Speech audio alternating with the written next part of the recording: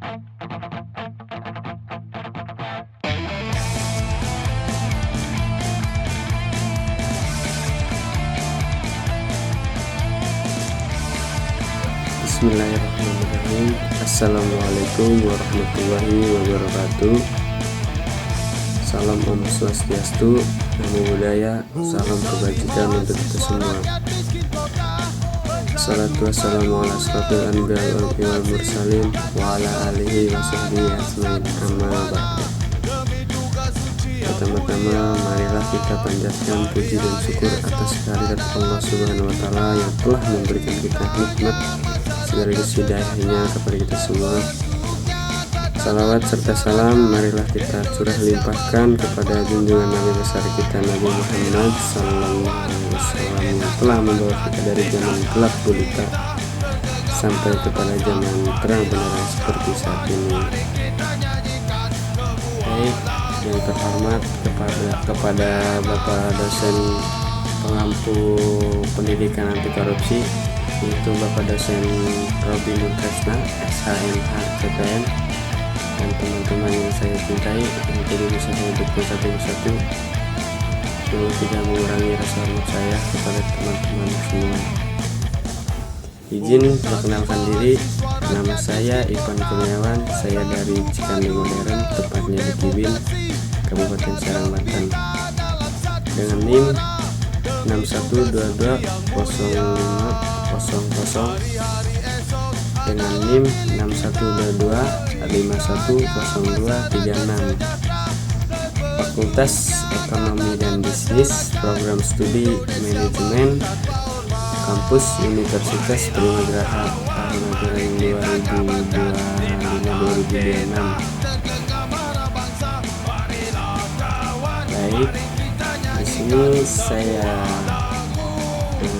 mau mempresentasikan sekaligus menjalankan tugas saya sebagai mahasiswa Kampus Universitas Primagraha untuk tugas UAS ujian akhir semester di semester 1 ini.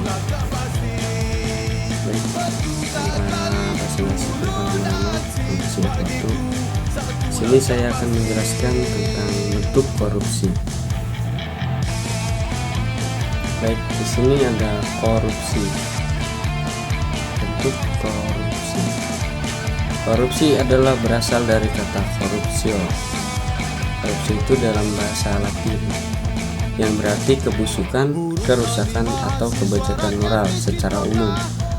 Korupsi adalah penyalahgunaan kekuasaan atau jabatan untuk kepentingan pribadi atau kelompok yang merugikan kepentingan umum atau negara.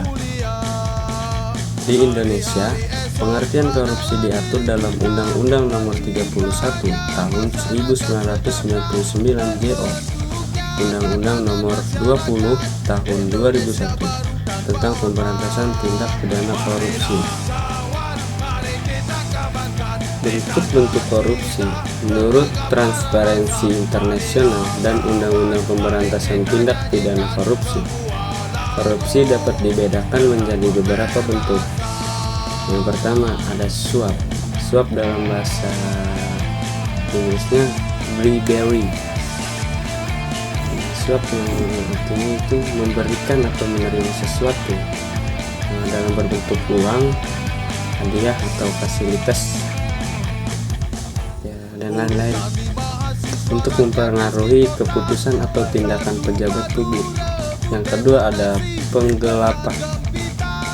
Penggelapan yaitu mengambil atau menggunakan uang atau barang yang dipercayakan kepadanya untuk kepentingan pribadi. Yang ketiga ada gratifikasi, pemberian hadiah kepada pejabat karena jabatannya, baik sebelum maupun sesudah sesuatu keputusan diambil. Yang keempat, nepotisme, penyalahgunaan wewenang dengan memberikan jabatan atau keuntungan kepada keluarga atau teman dekat tanpa memperhatikan kompetensi. Dan yang terakhir ada pemerasan, paksaan terhadap seseorang agar memberikan uang atau fasilitas tertentu dengan ancaman. selanjutnya ada dampak dari korupsi tersebut. Dampak dari korupsi dibagi menjadi 5. Yang pertama, menurunkan kepercayaan masyarakat terhadap pemerintah. Yang kedua, menghambat pembangunan dan pertumbuhan ekonomi. Yang ketiga, meningkatkan kemiskinan dan kesenjangan sosial. Yang keempat, merusak moral dan budaya bangsa. Dan yang kelima, menurunkan kualitas pelayanan publik. Setelah ada dampak korupsi, saya akan menjelaskan upaya pemberantasan korupsi. Sini ada 5 poin. Yang pertama itu penegakan hukum yang tegas oleh Komisi Pemberantasan Korupsi atau disingkat KPK. Terus ada kejaksaan dan kepolisian. Selanjutnya, transparansi dan akuntabilitas dalam pemerintahan. Selanjutnya, pendidikan anti korupsi di sekolah dan masyarakat.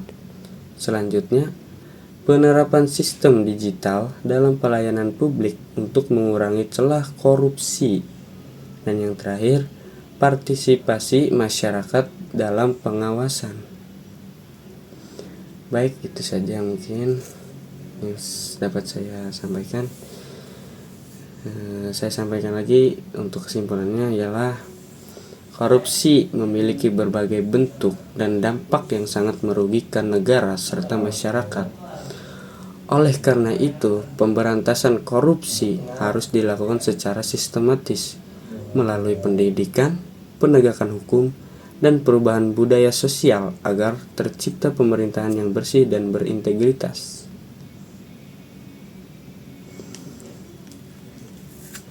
Mungkin cukup itu saja yang dapat saya sampaikan. Selebihnya mohon maaf apabila ada kekurangan atau kesalahan. Semoga yang menonton video saya memaafkan.